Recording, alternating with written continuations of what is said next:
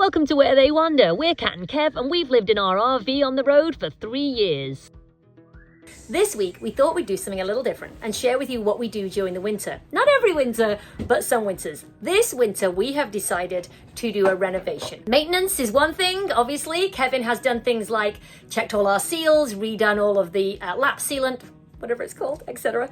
But this week, we are going to replace all the tiles in the rig. Let me show you what it looks like now, and then we'll show you the finished results. So it shouldn't take too long, hopefully.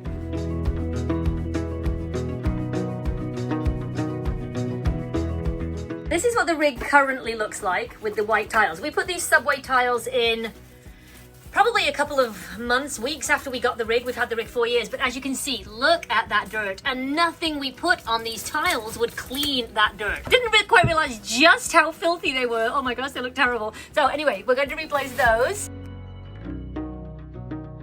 And for continuity, we put the same tiles in the bathroom, but the same thing. I did actually start replacing these, and I'm like, oh, wait, I'm supposed to be making a video. So look at this. I have not done anything to this other than take the beading off the top. Yeah, that wasn't really being held on very well, was it? So we watched a video just to make sure, and you just need a hairdryer. I have curly hair, so I rarely just dry it with a hairdryer, and I only bought that because when you live in an RV, most of the things you put on your wall, on your rig, outside are sticky. And to get them off, you have to have some kind of heat source. So I bought a cheap hairdryer. I'll put a link for it from our Amazon store, and it makes it much easier to get rid of these tiles. So let's start taking these tiles off, and then we'll reveal at the end the color that we've picked and what it all looks like. If you're enjoying this video and you're not yet one of our amazing subscribers, go ahead and smash that subscribe button, hit the like button and the notifications bell so you don't miss any of our upcoming videos.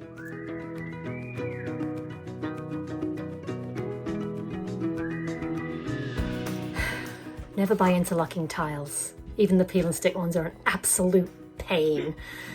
All right, back to it.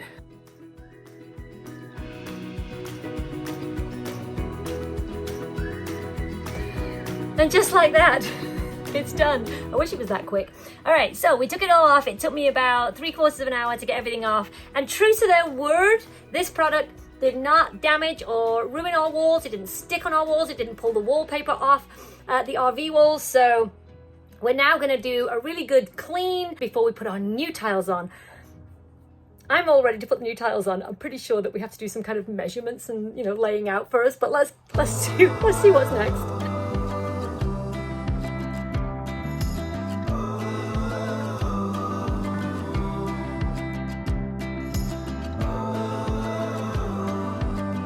All right, so here it is, all done, but I started putting one up before I recorded. So this is the color we've gone with. It is a different company this time. I did like the old company, but like I say, they stained really, really badly. Let's get them up on the wall. I strongly suggest that you map out your diamond patterns before you start putting these on the wall. Just gonna leave that there. Turned into a comedy of errors for a minute then.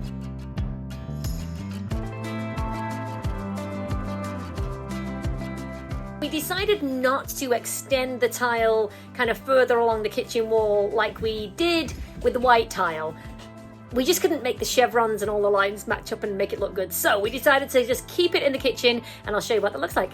Oh, here it is. Now it isn't quite finished because we're gonna put the white beading down the edge here. And then also, because nothing is ever straight in an RV, believe it or not, see how it's lovely there? Look at the gap here.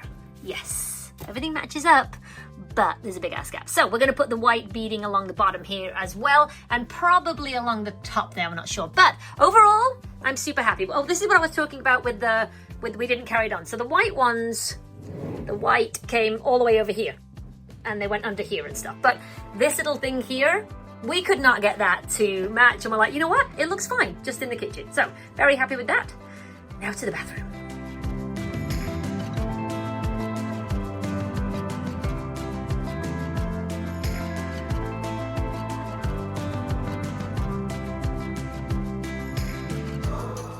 I have like 2 full tiles left, and I just botched that completely. I thought I was doing it right, I really did. Okay, I may have to buy another $38 worth of tiles to fix the fact that I just messed up. I'll tell you what I'll do. I'll put the rest of the tiles in on the top and see if I have enough to make the bottom work around the... I don't know. I know, I should have looked up how to make a box. And then I picked the faceplate up and realized I have a template right here. Well, there comes a point after you've wasted 2 tiles and you're down to your last one that you just have to admit, no, you do not know how to do this. So Kev's going to finish it off and hopefully it'll look good. But look, so far it looks nice.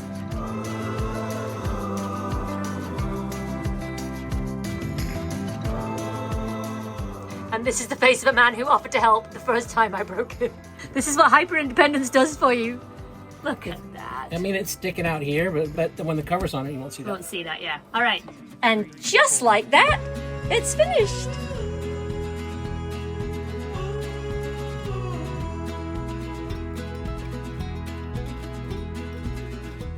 Don't follow me for DIY tips. I'll put all of these products that we used, the link to our Amazon store. Like I say, don't follow me for how to, but hey, if you want to revamp your rig, this is a really good idea because it didn't take more than a few hours. Thanks for joining us for Kat's DIY project. Join us this Sunday when we resume our regular programming. Until then, we'll see you on the trail.